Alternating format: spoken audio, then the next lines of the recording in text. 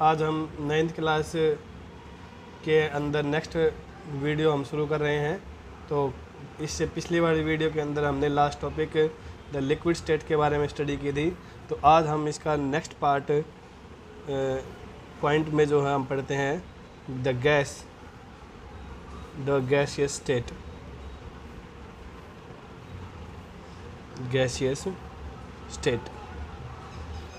The gaseous state के बारे में हम स्टडी करेंगे। हमने सॉलिड लिक्विड के बारे में पढ़ लिया था, अब हम गैस के बारे में पढ़ते हैं। In this state matter have no fixed shape and volume. They only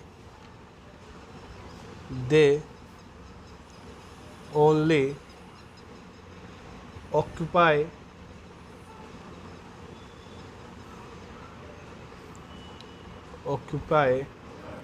the space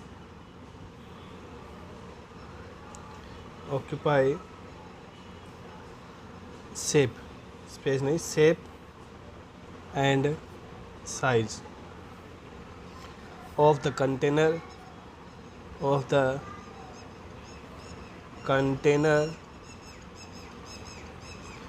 in which they are kept। क्या कहा कि मैटर है no fix shape and volume, मतलब कि मैटर का ना तो कोई शेप होती है ना ही उसका कोई फिक्स्ड वॉल्यूम होता है। They only occupy the shape and size. जिस भी प्रकार के कंटेनर के अंदर हम इसको डालेंगे तो उसी प्रकार का उसी पूरे के पूरे कंटेनर को ये घेर लेती है। तो जैसे भी शेप में हम इसको डालते हैं तो वैसा ही शेप ये अपना बना लेती है। जैसे कि फॉर एग्जांपल पे गैसेस में एयर है, हाइड्रोजन है, ऑक्सीजन है, एक्सेट्रा। ये बहुत सारी जो गैसेज होती हैं सभी गैसें हैं। इसी की नेक्स्ट जो प्रॉपर्टी है उसके बारे में पढ़ते हैं। In gaseous state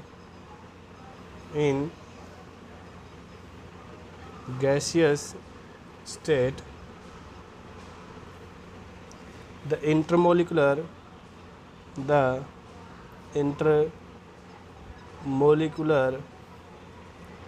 force are very weak, so the intermolecular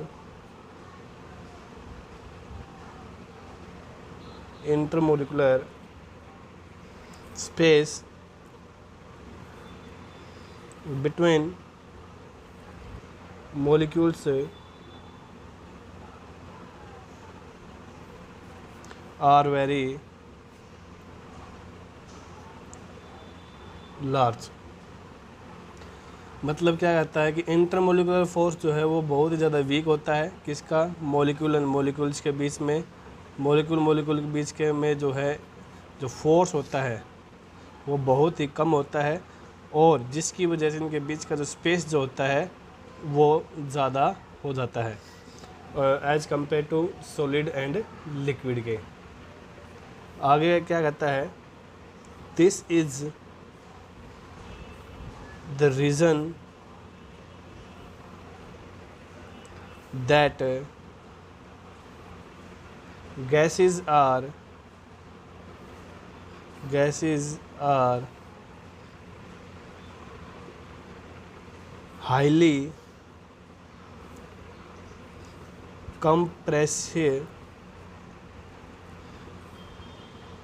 compressible as compared to solid and liquid। Gas के जो मॉलिक्यूल का स्पेस ज़्यादा होने के कारण और फोर्स कम होने के कारण इनके बेसिक में जो कंप्रेसिबिलिटी मतलब उसके दबाने की जो टेंडेंसी होती है, कंप्रेसिबिलिटी वो ज़्यादा हो जाती है as compare to solid and liquid के। आगे इसकी स्टेट को और डीप थोड़ा पढ़ते हैं। Gases also flow in the container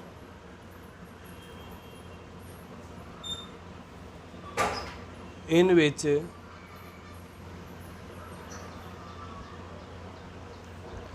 they are kept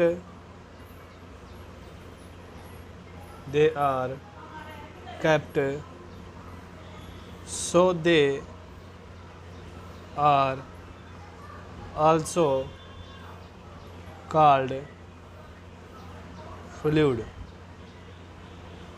मतलब इसके अंदर क्या इसने कहा, gases also flow in the container, कोई भी जो गैस होती है वो कंटेनर के अंदर बहती है, in which the kept as also called fluid, और इसी चीज़ को यानी कि बहने की टेंडेंसी को, गैस के बहने की टेंडेंसी को हम क्या बोलते हैं, फ्लूइड बोलते हैं।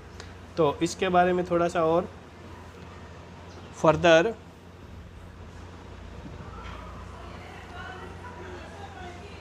gases expand more as compared to liquid and solid when heated due to weak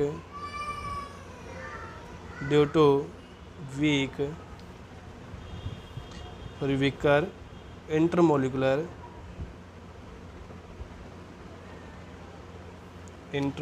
forces as compared to liquids and solid.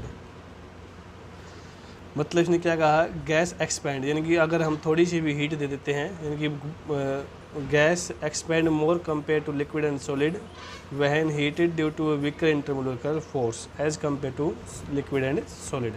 मतलब गैस ज़्यादा एक्सपैंड होगी एज कंपेयर टू लिक्विड और सॉलिड के, क्योंकि इनके इंटरमोलिकुलर फोर्स का जो फोर्स जो होता है वो वीक होता है as compare to liquid and solid के, जब हम हीट करते हैं तब। तो ये हमारे गैस की स्टेट थी।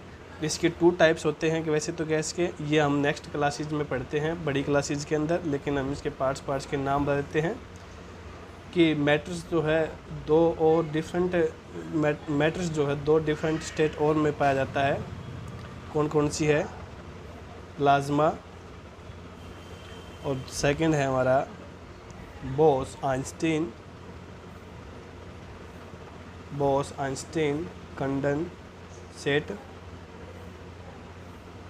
कंडेंसेट मतलब 2 मोर स्टेट ऑफ मैटर। हमने मैटर की 3 मेन स्टेट के बारे में पढ़ा, कौन सा, सॉलिड, लिक्विड एंड गैस, लेकिन इसकी 2 और स्टेट्स होती हैं, प्लाज्मा और बोस आइंस्टीन कंडेंसेट। ये हम नेक्स्ट हायर क्लासेस में पढ़ते हैं। तो हमारे जो जितनी भी स्टेट्स थी वो हमने आज यहाँ पर डिस्कस कर ली हैं, और नेक्स्ट वीडियो के अंदर हम इसमें स्टडी करेंगे डिफ्यूज़न के बारे में। जितना भी आज का वर्क किया है गैस स्टेट का वो हम नेक्स्ट आपने वो फेयर कॉपी में उतार लेना है और लिखना है। धन्यवाद।